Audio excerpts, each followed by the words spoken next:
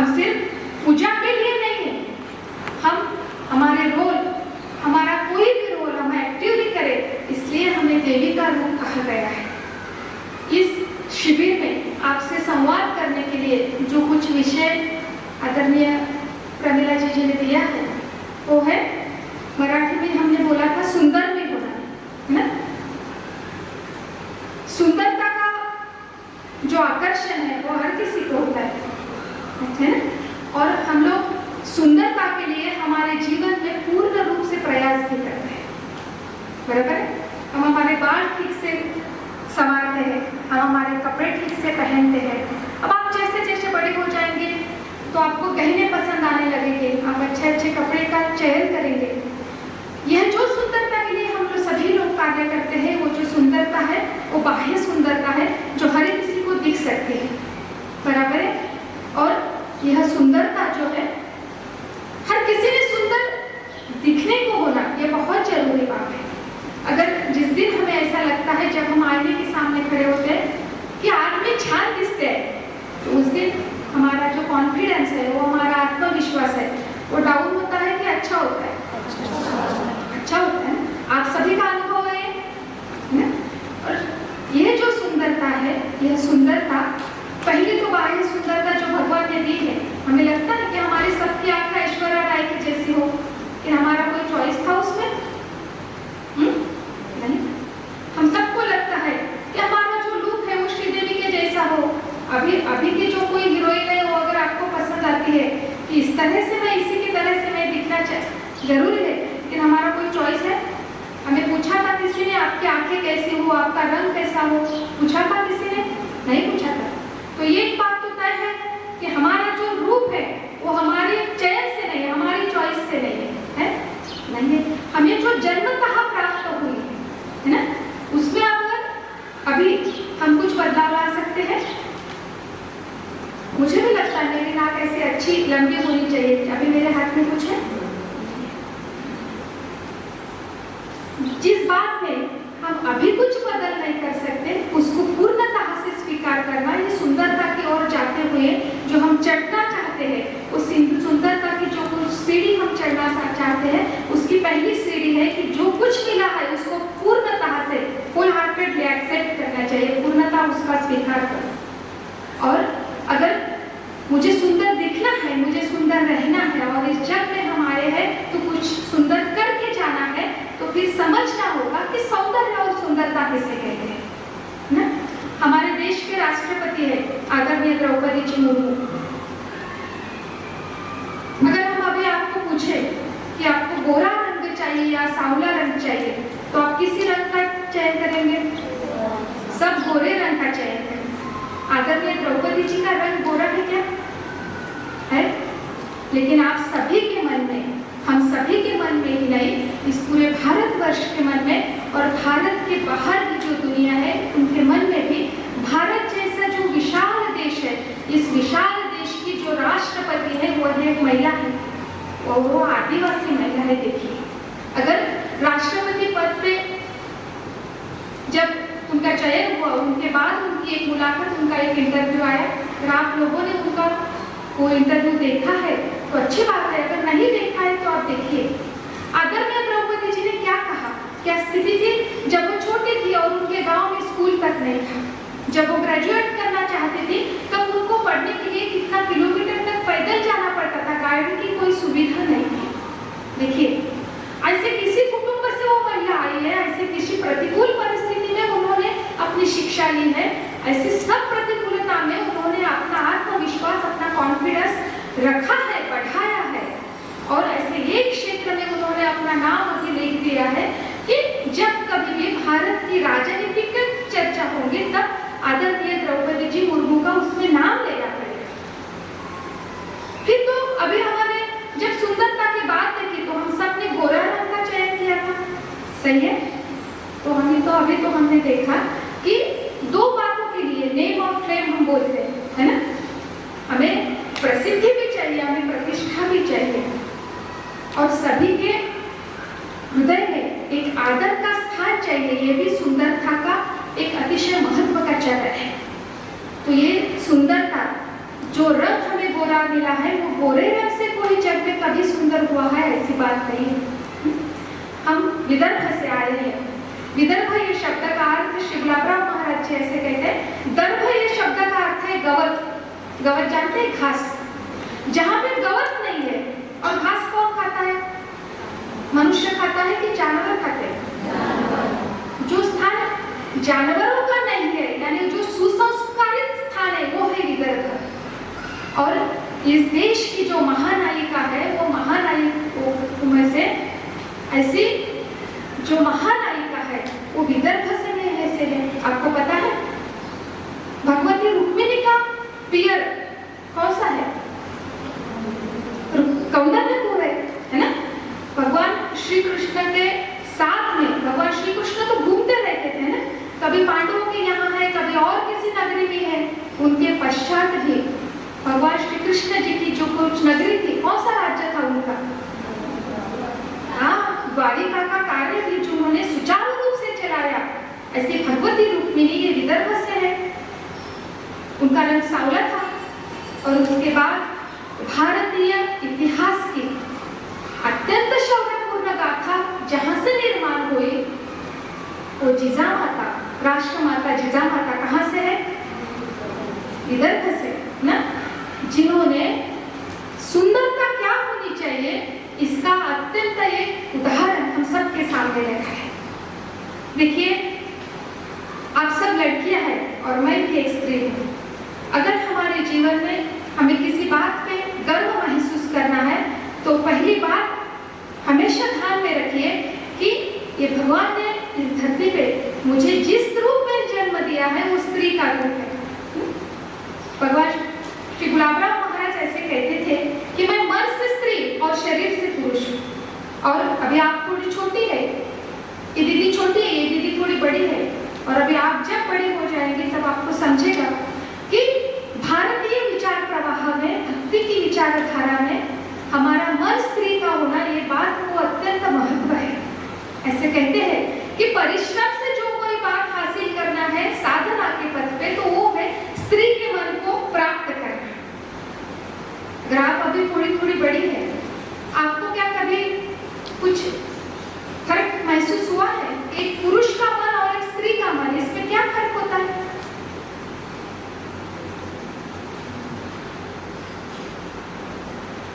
क्या फर्क होता है?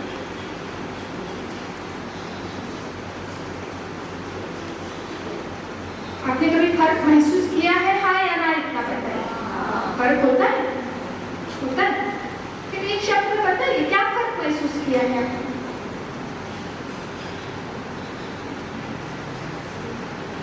क्या स्त्री के मन की कोई शक्ति नहीं होती? होती है। स्त्री की मन की शक्ति होती है। क्या शक्ति है स्त्री मन की?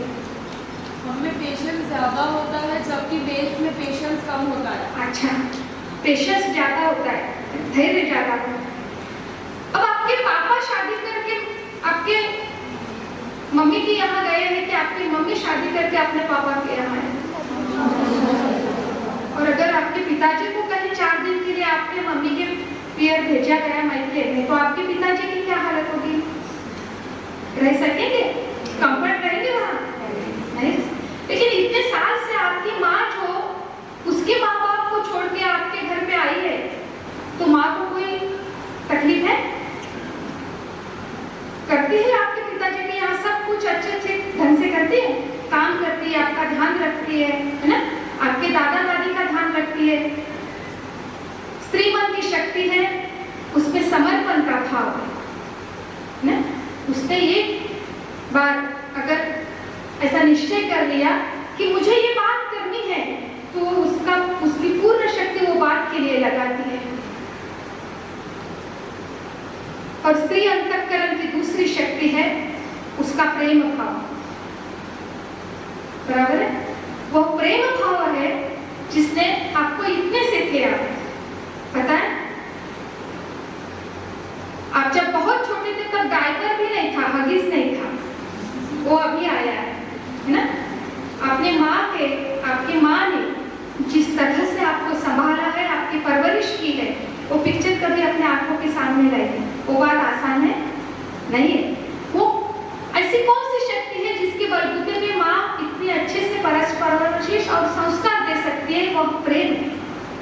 ये प्रेम और समर्पण, ये जो दो बातें ऐसी है जो स्त्री मन का शक्ति है। और इसलिए हमेशा अपने आप पे गर्व महसूस कीजिए कि इस धरा में हम जिस रूप में आए हैं वो स्त्री का रूप है। और इस देश की हर बाला यह देवी की यानी शक्ति की प्रतिमा है ना। इसमें शक्ति भी है, इसके साथ युक्ति भी है और इसके साथ स्नेह भी है, प्रेम भी है। ऐसा कहा जाता है, मैं अभी जो वाक्य कहूंगी ये वाक्य बहुत महत्वपूर्ण है, ध्यान से सुनिए और ध्यान में रखने का आजीवन प्रयास कीजिए। अगर इस जग में दो बातें अत्यंत महत्व की बताई गई है, पहली बात है प्रेम यानी स्नेह और दूसरी बात है प्रयत्न यानी प्रयास। कौन सी दो बातें बताई गई हैं? प्रेम और प्रयास, है ना। अभी हम इन दो बातों के बलबूते पे इसको निकष रखिए और इस दो बातों पे आप, मैं सिर्फ भारत की बात नहीं कर रही, आप सब विश्व के महान पुरुषों को देखिए कि उन्होंने जो कुछ कार्य किया है, आज जो कुछ उनका नाम है, वो सब नाम ये दो बातों के लिए है, एक प्रेम है और एक प्रयास है ना। मैंने जिस राष्ट्रमाता जिजाऊ का नाम लिया है, आपने कभी उनका चरित्र पढ़ा है, चरित्र सुना है? अगर नहीं पढ़ा है अभी तक अगर आपने जिजाऊ का चरित्र नहीं सुना है तो आपका पहला होमवर्क है और अत्यंत महत्व का है कि आपको जिजाऊ का चरित्र अत्यंत ध्यान से पढ़ना चाहिए, उसको समझना चाहिए। अभी हम सब के पूज्य गुरुजी ने पूजनीय रामदेव बाबा जी के आश्रम में हरिद्वार में एक कथा की है। वो कथा है शिवाजी महाराज के चरित्र की कथा। इस देश में ऐसा पहली बार हुआ कि किसी ने धार्मिक व्यासपीठ से छत्रपति शिवाजी महाराज की कथा को कहा है। आप समझिए, छत्रपति शिवाजी महाराज एक ऐसा नाम है जिसमें संपूर्ण भारतीयता है। अभी आप अलग अलग क्षेत्र में जाएंगे, अलग अलग सब्जेक्ट आपके पसंदीदा होंगे, किसी को मैथमेटिक्स पसंद है, किसी को साइंस पसंद है ना, किसी को हिस्ट्री पसंद होगा, किसी को ज्योग्राफी होगा। ये सब जो है, आपने ये जो गीत अभी सुना, शस्त्र और शास्त्र दो बातें आपने गीत में गाया ना, गीत में, है ना। शस्त्र धारकम शास्त्र धारकम, शस्त्र और शास्त्र, शक्ति और युक्ति, ये दोनों भी बातें जिसमें आपको एक चरित्र में अगर कहीं मिलती है तो छत्रपति शिवाजी महाराज का चरित्र है। और ये छत्रपति शिवाजी महाराज को जिन्होंने खड़ा किया है, ये संस्कार देके जिन्होंने छत्रपति शिवाजी महाराज नाम का एक अद्भुत इतिहास इस विश्व में निर्माण किया है, उनका नाम है जिजाऊ। जब कभी भी आपको लगे कि मैं लड़की हूँ और मुझे ये करने को बंदी है, ये मेरी अनेक बातों पे पाबंदी लगाती है, जब कभी भी आपको लगे कि कुछ करने का आप में आत्मविश्वास नहीं रहे, जब कभी भी आपको लगे कि अब मेरे जीवन में बहुत सारी कठिनाइयां हैं, मैं कुछ नहीं कर सकती, आम्ही मराठीत ज्याला हतबल होतो म्हणतो, जेव्हा तुम्ही हतबल व्हाल, तुमच्या पायामध्ये, हातामध्ये, मनामध्ये शक्ती नाही असं वाटेल, तेव्हा जर तुम्हाला ऊर्जा देणारं अत्यंत जाज्वल्य काही चरित्र असेल तर ते चरित्र जिजाऊंचं चरित्र आहे, लक्षात घ्या। जिजाऊंचं चरित्र आपण समजलं पाहिजे, वाचलं पाहिजे, लक्षात ठेवलं पाहिजे, हे महत्त्वाचं आहे। हम सब लोग सुंदरता की चर्चा कर रहे थे और ये छोटी सी जिजाऊ ने सुंदरता किन किन बातों में होती है ये हमको बताया है। ये सुंदरता जो है यहाँ का हर मानव उपकारी है, ऐसा आपने बोला है ना। हमने देखा कि सुंदरता रंग पे निर्धारित नहीं है, अवलंबित नहीं है, नहीं। अभी मैंने द्रौपदी जी मुर्मू का एक उदाहरण बताया, माता रुक्मिणी का उदाहरण बताया ना, जिजाऊ का उदाहरण बताया। अभी ये हमारे मन से निकालिए कि जिसका रंग गोरा है वो सुंदर है, अगर खुद का भी रंग गोरा नहीं है तब भी हम सुंदर है। और हमारे सामने जब भी कोई व्यक्ति सांवले रंग की आती है तो उसके देखने के लिए एक नजर बनाना है, एक दृष्टि बनाना है। ये दृष्टि इस तरह से बनाना है कि हमको सुंदरता किन किन छोटी छोटी बातों में है ये मालूम पड़े, ये पता चले। और फिर कोई भी किसी के रंग पे, किसी की हाइट 5 फुट है, 5.5 फुट है ना, और किसी की हाइट 4.5 फुट है, अगर आपको पूछा जाए कि आप की हाइट कितनी चाहिए, तो क्या बताएंगे आप? 5, 4, 5.5 फुट, 5 फुट। अच्छा, 5.5 के नीचे किसी को नहीं होना। और जो जिसका कद छोटा है फिर उसका क्या? ऐसे छोटे कद वाले व्यक्ति पता है? देखिए, बाह्य सुंदरता का एक महत्व है, कद का महत्व है, रंग का महत्व है, घने लंबे बालों का महत्व है ना? पता है? लेकिन इस सब से एक जो सुंदरता है वो सुंदरता आंतरिक भी है। आपने कभी कुम्हार को देखा है जो मटका बनाता है? देखा है? मटका जब बनाता है कुम्हार तो उसका एक हाथ बाहर से रहता है मटके को और एक हाथ अंदर से रहता है ना? उस तरह से हमारा जीवन का भी जो निर्माण होता है, ते जीवन सुद्धा जेव्हा घडवलं जातं तेव्हा 2 प्रकारे असतं। आपल्या आई वडिलांचा, हमारे माता पिता का एक हाथ, एक आधार अंदरूनी होता है और एक बाहर से होता है। एक बाह्य सुंदरता जिस तरह से महत्व की है, उस तरह से आंतरिक सुंदरता बहुत ज्यादा महत्व है। वो आंतरिक सुंदरता जिसमें आ गए, उसमें उसका रंग सांवला होने दीजिए, उसका कद छोटा होने दीजिए, वो श्रीमंत नहीं, संपत्ति से भी गरीब होने दीजिए, वो बड़े शहर में नहीं, छोटे से गांव में, देहात में भी उसको रहने दीजिए, फिर भी सभी विश्व का ध्यान उसकी तरफ केंद्रित होगा। किस तरह से होगा? अभी जिस आश्रम में, जिस गुरुकुल में आप इस शिविर के लिए इकट्ठा हुए हैं और गीता परिवार का ये सब संस्कार ले रहे हैं, किनकी जन्मभूमि है, किनका क्षेत्र है ये? तुकाराम जी महाराज का। कितनी आयु थी? कितने साल तक रहे तुकाराम जी महाराज? 42। और तुकाराम जी महाराज, आप लोग जैसे बड़े स्कूल में, कॉलेज में जाते हैं, इस तरह से नहीं पढ़े, लेकिन तुकाराम जी महाराज को आज जगत गुरु बताया जाता है। क्यों जगत गुरु? सिर्फ देश के लिए नहीं, जो मानव है और जो मानव का स्वभाव है वो सभी विश्व में, सभी देश में एक सरिता है ना? अगर ये लड़की को ऐसा लगता है छोटी सी कि मेरे माता पिता ने मुझे बहुत प्यार करने को बोला है ना, और अगर हम ऑस्ट्रेलिया में जाते हैं और इसी उम्र की एक छोटी सी लड़की वहां से भी ढूंढते हैं, तो उसकी भी इसकी तरह की इच्छा होगी या नहीं होगी? है ना? अगर आपको ऐसा लगता है कि मुझे बहुत अच्छे कॉलेज में अच्छे टीचर्स मिलने चाहिए, है ना, तो कनाडा की भी एक छोटी सी आपकी सहेली दिखिए, उसकी भी यही इच्छा होगी। अगर आपको ऐसा लगता है कि मेरी भी 10 अच्छे फ्रेंड होनी चाहिए, तो आप भूटान में जाइए, छोटा सा देश है, और उसकी क्लास में से भी किसी लड़की को बुलाइए और पूछिए कि क्या तुम्हें फ्रेंड्स में रहना, मित्रों में रहना अच्छा नहीं लगता? क्या बोलेगी वो? उसकी भी यही इच्छा होगी। तो एक बात ध्यान में रखिए कि सभी की जो इच्छा और भावनाएं होती है, वो भावनाएं सामान्यतः सभी देशों में सभी मानव की एक होती है ना, और उसके कल्याण का मार्ग भी एक होता है। अगर ये प्राणायाम करते हैं, अभी प्राणायाम सिखाएंगे जी, सूर्य नमस्कार सिखाएंगे, अगर इसको सूर्य नमस्कार करने से फायदा है, तो क्या अर्जेंटीना का कोई भी छोटा सा बच्चा सूर्य नमस्कार करेगा तो उसे फायदा नहीं होगा? है ना? अगर आप सबको अपने भारत माता में प्रेम है, आप उसके लिए कुछ अच्छा करना चाहते हैं, तो क्या अमेरिका का भी कोई लड़का उसके देश पे, उसके राष्ट्रहित में कोई अच्छी बात करेगा तो उसका कल्याण नहीं होगा? है ना?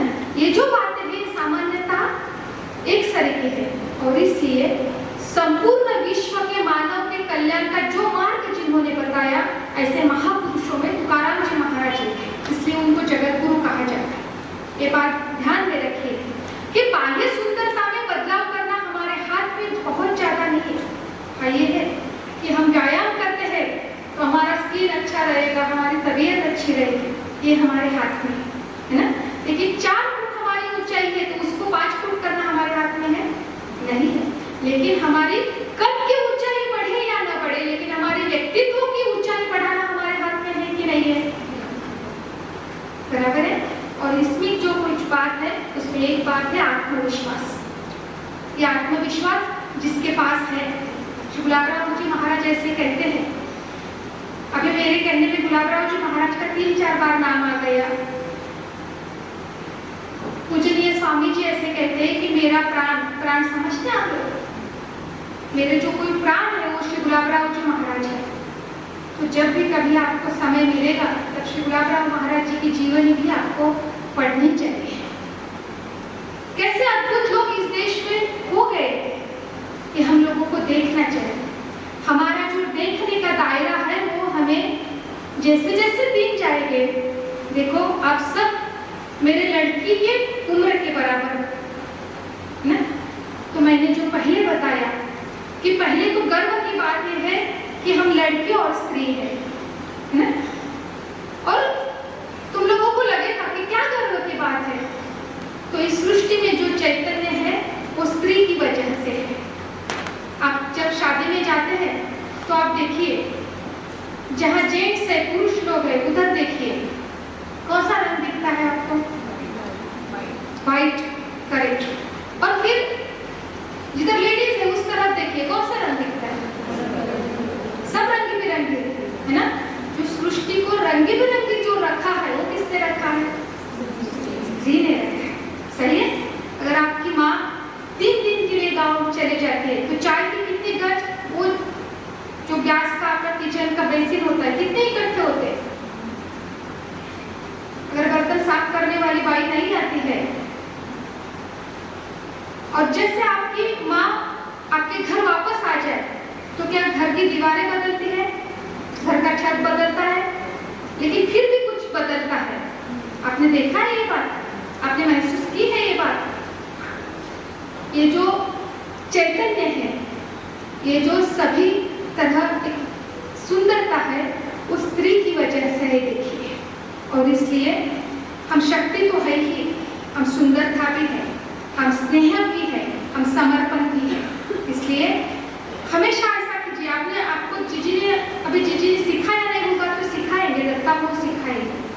जब हम कुछ अच्छी बात करते हैं और कोई शाबाशी देने के लिए हमारे पास नहीं रहता तो हमें खुद को कैसे शाबाशी देना चाहिए, ये गीता परिवार में सिखाया जाता है। हमें 7 बजे ही घर में आने के लिए मेरे घर में नियम है ना।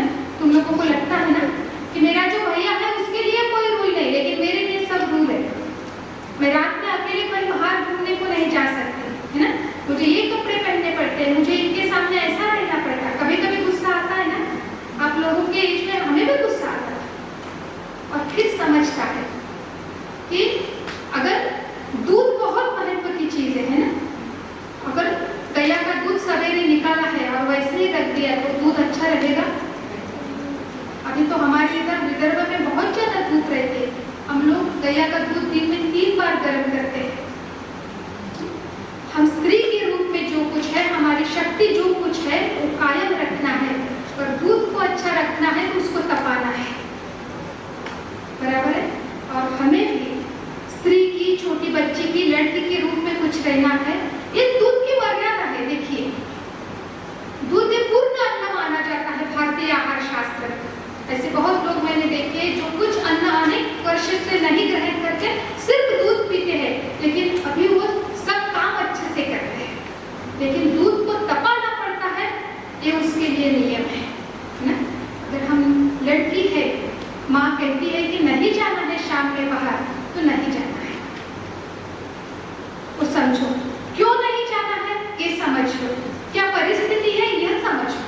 हम शक्ति है मान्य है, लेकिन जिस युग में हम रहते हैं हर परिस्थिति में कुछ चैलेंजेस होते हैं है ना। और इस अभी जमाने में क्या चैलेंजेस है? जिजाऊ के सामने अलग थे, महारानी लक्ष्मीबाई के सामने अलग थे। अभी इस जमाने में क्या चैलेंजेस है, क्या आह्वान है, क्या आह्वान आपके सामने है? दिल्ली में 2 लड़कियां रात में जाती हैं तो उन पे अत्याचार होता है। क्या निर्भयता से आप भी आपके शहर में घूम सकते हैं? आप देखो, आज के व्याख्यान का एक होमवर्क समझो और इस पे थोड़ा विचार करो कि मैं अगर लड़की हूँ, अभी 2024 में मैं 15 साल की, 10 साल की, 20 साल की हूँ, तो मेरे सामने अभी क्या चैलेंजेस है, ये ढूंढो। और देखो, अगर मैं एक लड़की हूँ तो तुम 100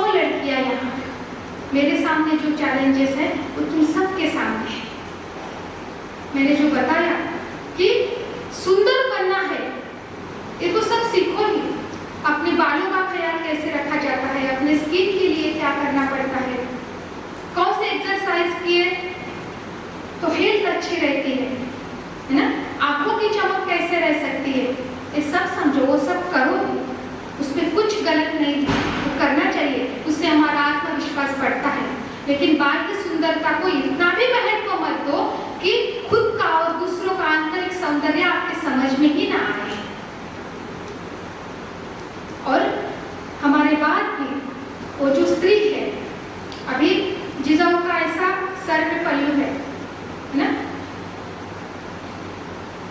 अभी किसी ने सर पे, हम हमारे गांव में हमको लेना पड़ता है सर पे पल्लू रखना, ये फैशन के बाहर हो गया, फैशन के बाहर हो गया। बताइए ना, सर पे क्यों पल्लू लेते हैं? इसका जो कुछ कारण है, ये अभी आपने कभी ढूंढने का प्रयास किया है? किया है? ढूंढिए, अपनी माँ के साथ चर्चा कीजिए, अपने दादी के साथ चर्चा कीजिए। और अगर दादी ने भी कुछ नहीं समझते हुए भी अपनी पूरी जिंदगी भर अपने सर पे पल्लू रखा है, तो आप उसको बताइए कि इसका क्या कारण है। इस देश की जो कुछ भी परंपराएं हैं, उस परंपरा का कारण आपको ढूंढना पड़ेगा। वो कारण कभी बदलना है, अगर वो कारण कभी गलत है तो आपको खड़ा रहना पड़ेगा। देखो, संत ज्ञानेश्वर जी महाराज की एक मूर्ति यहाँ पे है। संत ज्ञानेश्वर जी महाराज की एक छोटी बहन थी, उनका नाम आपको पता है? मुक्ताबाई, बरोबर? आणि मुक्ताबाईंचं आयुष्य सर्वात कमी होतं, पण मुक्ताबाईंनी त्यांच्या आयुष्यामध्ये 3 मोठ्या महात्म्यांशी संवाद केलाय। पता है आपको? कोणाकोणाशी संवाद केला? चांगदेव महाराज, बरोबर, व्हेरी गुड। अजून ताटी उघडा ज्ञानेश्वर, बरोबर? अजून आणि संत नामदेव महाराज, तो जो फोटो उभा लागलाय ना, मुक्ताबाई वयानं सर्वांपेक्षा छोटी, पण मुक्ताबाईंनी ज्ञानेश्वरांना पण ताटी उघडायला लावली है ना। मुक्ताबाईंनी चांगदेवाला कोरो म्हटलं आणि त्यांना गुरुची प्राप्ती करून दिली। आणि मुक्ताबाईंनी नामदेवांना सुद्धा ठणकावून सांगितलं की तुम्ही राहत असाल भगवंताजवळ, पण तुमचा अहंकार केला नाही, तुम्ही गुरु शोधले पाहिजे। तुम्ही पण सर्वजणी मुक्ताबाई आहात, लक्षात घ्या। मुक्ताईची शक्ती आपल्यामध्ये काय आहे? जो सही है उसको ढूंढो, और जो सही है उसको करने के लिए, खुद को खड़े रखने के लिए शक्ति प्राप्त करो। अभी चैलेंजेस ढूंढो कि 2024 में कोई बीजापुर से आया है, कोई नागपुर से आया है, कोई मराठवाड़ा है, कोई सांगली से आया है ना, अलग अलग गांव से आए ना, पूरा महाराष्ट्र यहाँ पे इकट्ठा है ना अभी। और महाराष्ट्र में अगर हम स्त्री के रूप में, लड़की के रूप में रहते हैं, तो ये महाराष्ट्र में हमारे सामने क्या परिस्थिति है, समझने का प्रयास करो। अपने फ्रेंड सर्कल को भी बताओ कि ये करना होगा, ये सोचना होगा, है ना।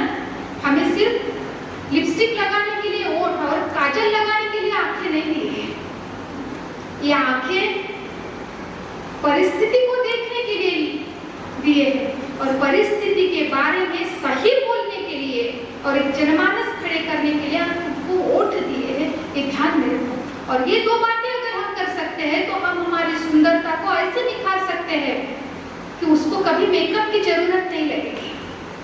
ध्यान में रखिए। किरण बेदी का नाम देखा है? देखा है मेकअप में कभी किरण बेदी को? क्या किरण बेदी जी की सुंदरता है? क्या सुंदरता है? कल्पना चावला को कभी देखा है? कुछ शॉर्ट पहना है, देखा है? क्या कल्पना चावला की सुंदरता है? एक बात ध्यान में रखो, हमारे पोशाक में हमारी सुंदरता कभी नहीं है। इसलिए कोई सर पे पल्लू लेके भी काम करता है तो फैशन के बाहर नहीं है, आउट ऑफ डेट नहीं है। इस देश की परंपरा को समझो, उसको देखो, और अक्सर लगता है कि अभी हमें काम करने की, आप सभी लड़कियां जब एक संग खड़ी हो जाएगी तो आप देखना किसी की भी हिम्मत नहीं है आपकी तरफ आंख उठा के देखने की। हमारी आंखों में सिर्फ काजल नहीं लगाना है, हमारी आंखों में सुंदरता के लिए वो ताकत भी लानी है, वो शक्ति भी लानी है कि अगर कहीं चार लड़के तुम्हारा मजाक भी कर रहे हैं तो इस तरह से आंख उठा के देखो कि किसी की हिम्मत भी ना हो तुम्हारी तरफ एक भी पैर डालने। कर सकते हैं?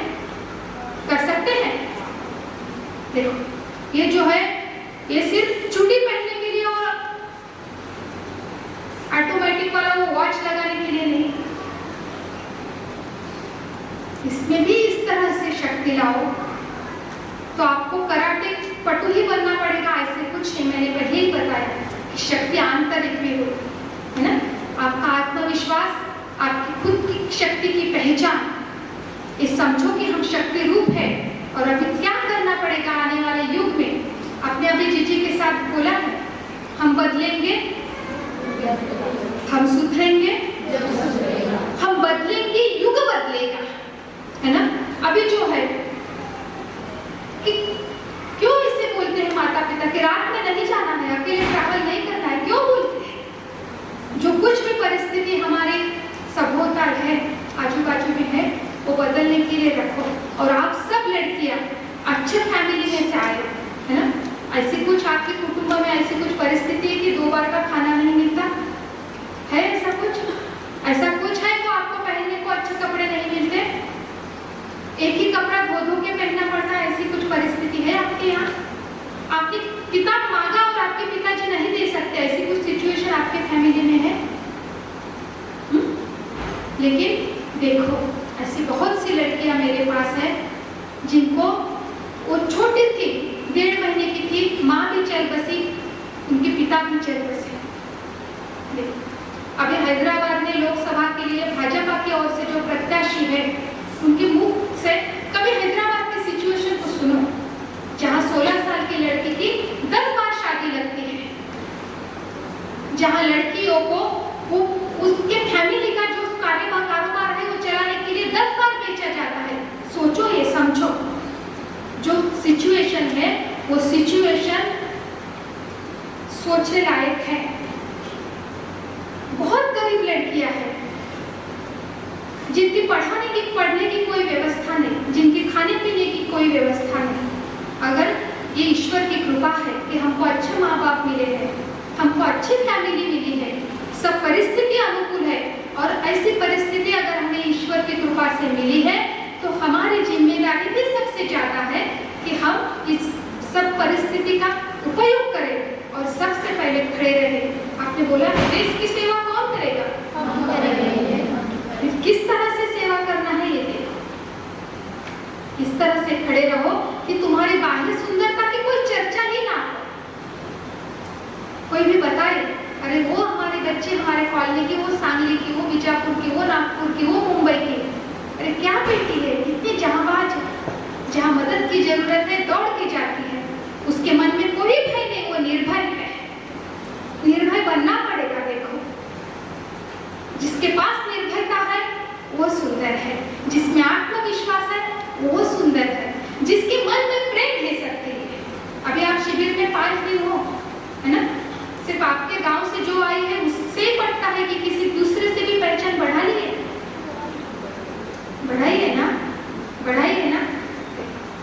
ज्ञानेश्वर महाराज ये जेंट्स है कि लेडीज है? फिर उनको माउली क्यों बोलते हैं? माऊली शब्द का अर्थ क्या है?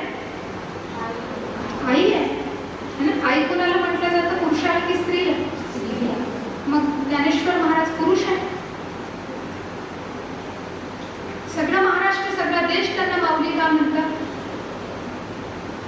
कशी असते आई? तुला ताप आला तर आई काय करते? औषध देते, तुला जवळ असते, है ना. उद्या पेपर आहे आणि आज तुला भीती वाटत असते तर आई काय करते? तुला साथ देते, है ना, हिम्मत देते. बरोबर? आई हिम्मत देते, आई योग्य सांगते आणि आई प्रेम करते. ज्ञानेश्वर जी महाराज ने इस तरह से सबको स्नेह दिया है कि अपनी अपनी जीवन में सब लोग बहुत अच्छे से काम कर सकें. इसलिए वो माऊली बाकी शरीर से बहुत ज्यादा कुछ नहीं होता। आपके अंतःकरण में, आपके मन में क्या भावना है, इसके आपके व्यक्तित्व निर्भर होता है। तो सबसे बड़ी शक्ति है प्रेम। जिसके पास प्रेम है, शहीद भगत सिंह को जब फांसी हुई तो क्या उम्र थी उनकी? 23 साल, है ना? 23 साल ये फांसी जाने की उम्र है क्या? है क्या? अब 23 साल में नहीं जो चला गया, अभी तक देश उनको याद करता है, करता है। क्यों भगत सिंह फांसी गए? काय होतं देशावर? काय वाटलं देशाबद्दल? भगत सिंगांचं प्रेम आहे देशावर, है ना? म्हणून भगत सिंगांनी इंग्रजांशी शत्रुत्व मोल घेतला। 16 वर्षाचा बाबू गेलू हसत हसत शहीद झाला। किती वर्षाचा? तुमच्यापैकी किती जण 16 वर्षाचे सांगा बरं? कमीत कमी 16 वर्षाचे किती जण आहेत? शहीद होण्याचं वय आहे का? 32व्या वर्षी छत्रपती संभाजी महाराज औरंगजेबाच्या अमानुष छळाला न घाबरता हौतात्म्य पत्करलं। किती वर्षाचं वय होतं? 32 वर्षाचं। कारण या धर्मावर, या देशावर, इथल्या लोकांवर प्रेम आहे, लक्षात। आणि म्हणून प्रेम महत्वाचं आहे। जेव्हा प्रेम असतं ना, तेव्हा माणूस त्या गोष्टीसाठी प्रयत्न करतो। आलं लक्षात? मग आता तुम्हाला, जेव्हा मी माझी एक मैत्रीण, तशा माझ्या 10 मैत्रिणी, माझ्या 100 मैत्रिणी, खेड्यापाड्यात राहणाऱ्या माझ्या हजारो मैत्रिणी, नवरा वारल्यावर एक विधवा स्त्री तिच्या 2 मुलांना घेऊन आयुष्यभर कष्ट करते, आत्महत्या करत नाही, प्रेम आहे मुलांवर, बरोबर आहे? जेव्हा हे आपलं प्रेम व्यापक होतं, तेव्हा ज्ञानेश्वरांसारखा 21 वर्षाचा युवक, माऊलींनी कोणत्या वर्षी समाधी घेतली? 21व्या वर्षी. कोणत्या वर्षी? 21व्या वर्षी. तेव्हा 21 वर्षाचा मुलगा, पहा बरं तुमच्या आजूबाजूला, तुमचा भाऊ असेल, मित्र असेल, 21 वर्षाचा मुलगा ही विश्वाची माऊली होऊ शकते का? कशामुळे झाली? माऊलींच्या आई वडिलांना देहांत प्रायश्चित्त घ्यावं लागलं, पण माऊलींनी कधी कुणाचा द्वेष केला नाही आणि ही प्रेमाला या सर्वांसाठी प्रयत्न केले। म्हणून मुलींनो, आपण शक्ती आहोत हे खरं आहे, आपण सुंदर आहोत हे सुद्धा खरं आहे। आपल्यामुळे आपल्या कुटुंबातच नाही तर सगळ्या सृष्टीमध्ये आनंद आहे, है ना? बरोबर आहे? एक भाऊ असू दे ज्याच्या घरात मुलगी नाही, फक्त मुलगाच आहे, त्यांच्या घरी दिवाळीची तयारी कशी होते पहा, आणि तुमच्या घरात तुम्ही दिवाळीची तयारी कशी करता पहा, बरोबर आहे ना? तुम्ही सगळ्या गोष्टी करता। पाहुणे येत असाल तर गिफ्ट काय घ्यायचं आईसोबत चर्चा करता, है ना? नवीन गाडी घ्यायची असेल तर कोणती घ्यायची बाबांसोबत चर्चा करता, बरोबर आहे? शेजारची काकू आजारी असेल तर ते सुद्धा आईला सांगतात। म्हणून आपल्याला ईश्वरदत्त जी शक्ती प्राप्त झाली आहे, या शक्तीमुळे पुन्हा या समाजामध्ये अनेक गोष्टी करण्यासाठी, पुन्हा कधीतरी तुमच्यासोबत संवाद साधण्याचा संधी आली तर आपण ठरवू की कोणत्या छोट्या छोट्या गोष्टींमधून तुम्हाला मोठं काम करता येईल। आदरणीय प्रमिला जीजींचं वय किती आहे? 73. बरोबर आहे? किती कष्ट करतात, वर्षभराच्या शिबिरांची संख्या ना, स्वतःमधली शक्ती आहे, का करू शकतात? जेव्हा एखादी मुलगी लव जिहादच्या नावाखाली तिला जावं लागतं, जिजींशी बोलताना अनेकदा पाहिलंय की त्यांचे डोळे भरून येतात। मी या मुलींसाठी काही केलं पाहिजे ही इच्छा आहे, म्हणजे आपल्यावर प्रेम आहे ना, प्रेम आहे ना आपल्यावर, आणि म्हणून या प्रेमासाठी सातत्यानं प्रयत्न करा। असं आपलं प्रेम जे आहे, हे प्रेम थोडंसं मोठं करता आलं तर आपलं सौंदर्य हे अमर सौंदर्य असेल। और आप में से हर कोई को, हर किसी को, ये छोटी बच्ची से लेकर वो बड़ी दीदी तक सबको यह सुंदरता प्राप्त हो, ऐसी ईश्वर से मैं प्रार्थना करती हूँ। एक ही लड़की जिस घर में रहती है उस घर का वातावरण बहुत अच्छा रहता है। अभी आज तो मैं आप जैसे सभी बहुत अच्छे 100 लड़कियों से 100 बेटियों से मिली ना, तो आप सबका यह स्नेह मुझे हमेशा याद रहेगा, ये आनंद भी मुझे हमेशा मेरे स्मरण में रहेगा। आप सबकी अत्यंत कल्याणकारी जीवन के लिए मैं ईश्वर से प्रार्थना करती हूँ और आप सबको अनेक शुभकामनाएं देती हूँ कि आप सभी भी आपकी बाह्य सुंदरता से ऊपर उठकर कोई